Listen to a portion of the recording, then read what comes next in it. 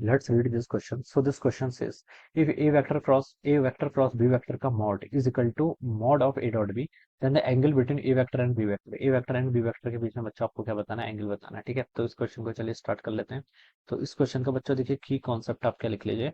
यहाँ पर देखिए आपको डॉट प्रोडक्ट और क्रॉस प्रोडक्ट लिखा है, यानी कि प्रोडक्ट्स ऑफ वेक्टर लिख लीजिए। ठीक है, प्रोडक्ट आपका कैसा भी हो सकता है, डॉट भी और क्रॉस भी। ठीक है, प्रोडक्ट ऑफ वेक्टर्स। ठीक है, डिपेंडिंग अपॉन हमें ये कि हमें जो फाइनल रिजल्ट चाहिए वो वेक्टर चाहिए। अगर वेक्टर चाहिए तो क्रॉस प्रोडक्ट करना है, अगर स्केलर चाहिए, एक नंबर चाहिए, तो डॉट प्रोडक्ट करना है। ठीक है, अब देखिए पहले आपको दे रखा है ए वेक्टर क्रॉस बी वेक्टर। ए वेक्टर क्रॉस बी वेक्टर को देखिए हम कैसे डिफाइन करते हैं।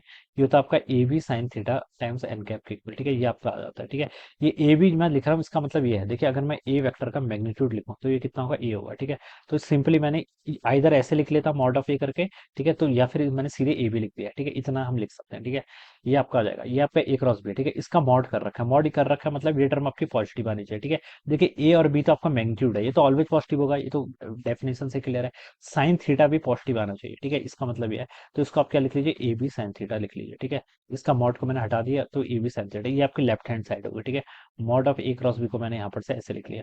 राइट साइड पे क्या है, A dot B. A dot B को देखिए बच्चों हम कैसे लिख सकते हैं, ए डॉट बी को हम लिख सकते हैं यहाँ से, ये हो जाएगा आपका ए बी कॉस थीटा के इक्वल। कितना, ए बी कॉस थीटा। ठीक है, अगेन ए और बी तो ये आपका ए और बी तो क्या मैग्नीट्यूड है, तो ये और पार्ट ऑलवेज कांस्टेंट रहेगा। मॉड के अंदर है तो इसका मतलब cos थीटा भी क्या होना चाहिए, आपका पॉजिटिव होना चाहिए। ठीक है, तो यहाँ से आप लिख लीजिए कितना, ए बी cos थीटा के इक्वल हो जाएगा। मॉड के अंदर है तो पूरी टर्म पॉजिटिव।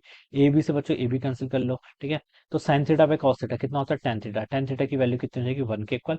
थीटा की वैल्यू कितनी हो जाएगी यहाँ से, 45 के इक्वल। तो 45 डिग्री पर क्या होना चाहिए, इसका राइट आंसर जो कि आपका ऑप्शन 2 है। ठीक है, तो यहाँ पर से आप क्या कर सकते हैं, इसको ऐसे क्या करेंगे, यहाँ से सॉल्व कर लेंगे। ऑलराइट, तो दिस इज द, इस तरीके से हम क्या करेंगे बच्चों, इस क्वेश्चन का सॉल्व करेंगे। ठीक है।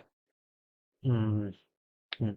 एक ऑप्शन देखिए, वैसे एक और हो सकता था, tan theta plus minus one, अगर यहाँ पर हम एज्यूम कर रहे हैं। ठीक है, लेकिन यहाँ पर मॉड दिया हुआ है ना, तो हमें तो देखिए ये तो वैसे डिस्कार्ड हो जाएगा। अगर किसी के माइंड में ऐसा भी आ रहा है तो ठीक है, कि थीटा आपका यहाँ पर वन माइनस वन होता तो थीटा आपका 135 होता, तो वो बिल्कुल रॉन्ग हो जाएगा। ठीक है, क्योंकि अगर थीटा 135 हो जाता तो देखिए यहाँ पर कॉस 135 हो जाता, और कॉस पाई माइनस थीटा कितना होता है, नेगेटिव होता, तो ये टर्म नेगेटिव जाती, नेगेटिव आ जाती। लेकिन यहाँ पर मॉड है, इसका मतलब पॉजिटिव ही आना चाहिए, तो थीटा 135 डिस्कार्ड हो जाएगा, ओनली थीटा 45 आंसर आएगा। ठीक है, और वो ऑप्शन में भी नहीं गिवन है, तो सीधा option 2 will be the right answer of this question. ठीक है, तो यहाँ से ये कितना हो जाएगा, इसका राइट आंसर हो जाएगा। So I hope you all understood this concept. All the best and thank you so much.